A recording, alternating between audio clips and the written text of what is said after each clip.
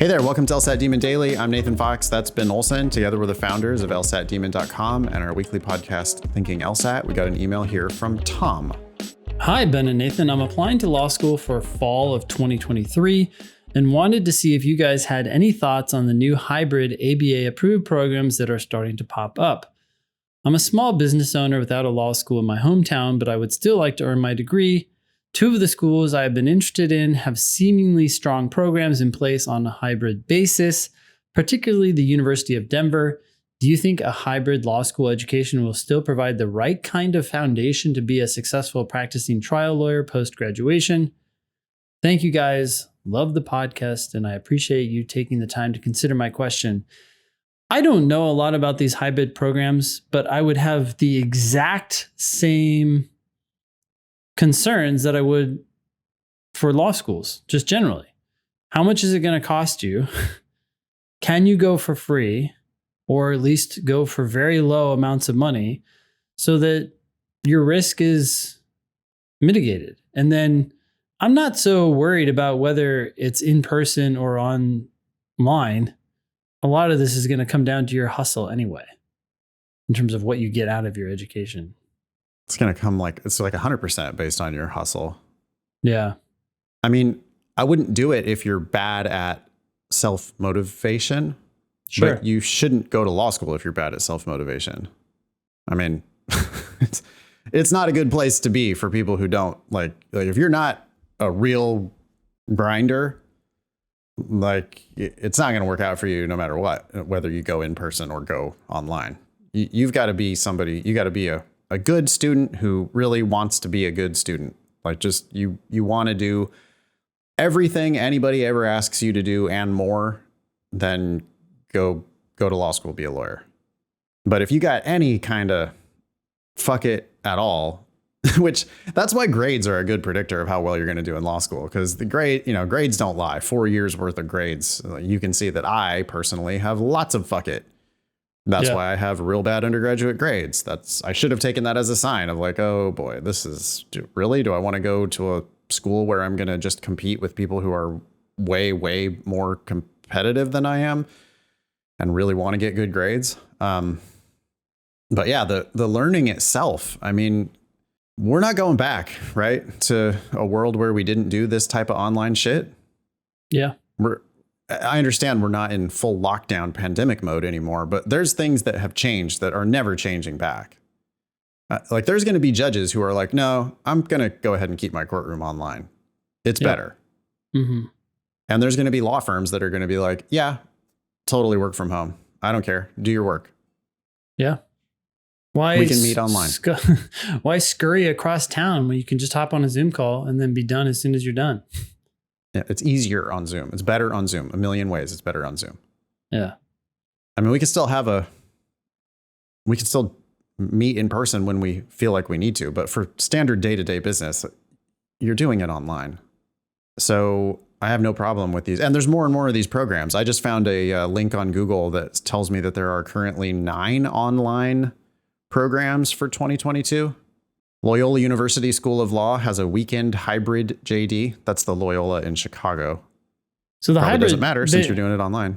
Oh, yeah, well, it does matter because you're going to have to go to Chicago for some weekends. Yeah, they're going to require you to come in for a certain amount of time. And the initial ones that we read about required a decent amount of in-person FaceTime. I was surprised. It was 5 hours a week or something crazy like that, or 2 hours a week, or you're going to have to go dig into the actual school. Yeah.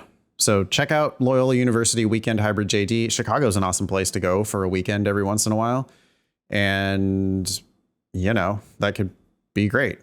Mitchell Hamlin School of Law is offering an online hybrid JD. That's in St. Paul, Minnesota. Both of these first two programs are part-time, by the way. Seton Hall in Newark, New Jersey. Weekend online JD. Part-time. And there is one entirely online program, that one we read about a couple episodes ago.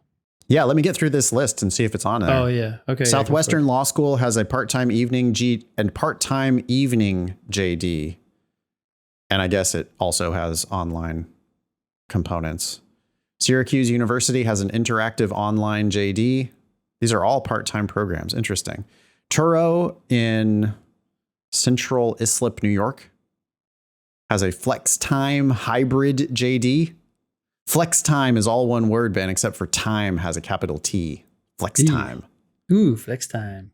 I got a flex time JD. University of Dayton, Ohio has an online hybrid JD. University of Denver has a hybrid JD. Still just, all part-time programs. And then University of New Hampshire has a hybrid JD. Where's the online only? I forget too, but I thought it was in Arizona. It doesn't matter. It's online only. It's online only. So it's you just online. have to find it. Yeah. How stupid are we? Okay. Got it. I would look. So what is our correspondent is talking about Denver specifically? Is that right? Mm-hmm. Yep. Mm-hmm. Particularly the University of Denver. Okay. So now I'm going to go to lsatdemon.com/scholarships. I'm going to look for University of Denver. I'm going to click on the little PDF icon that shows me their 509 report. I'm going to scroll down. I'm going to see that they have a full-time and a part-time program.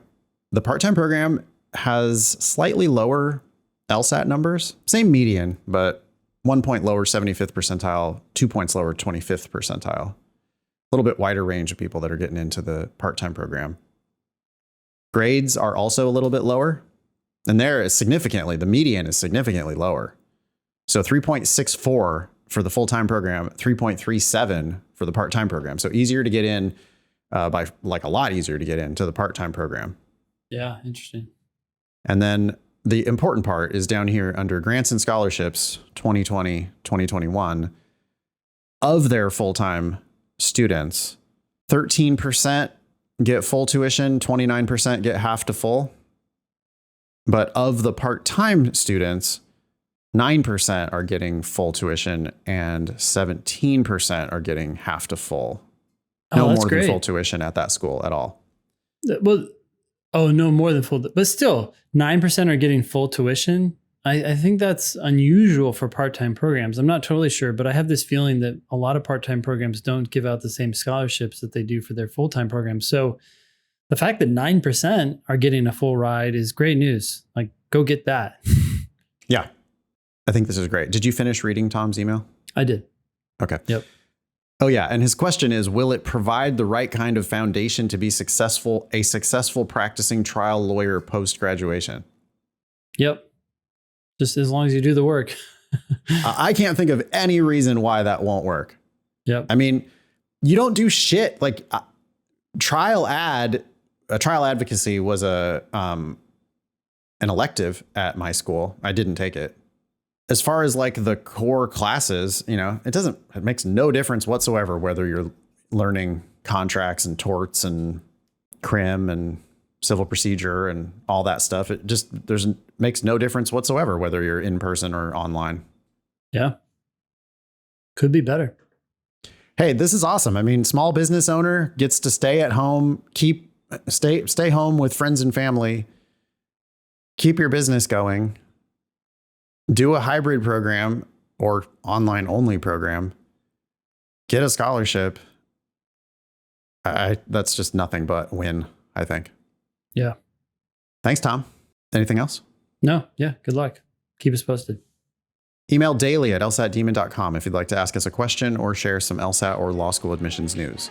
Thanks for listening.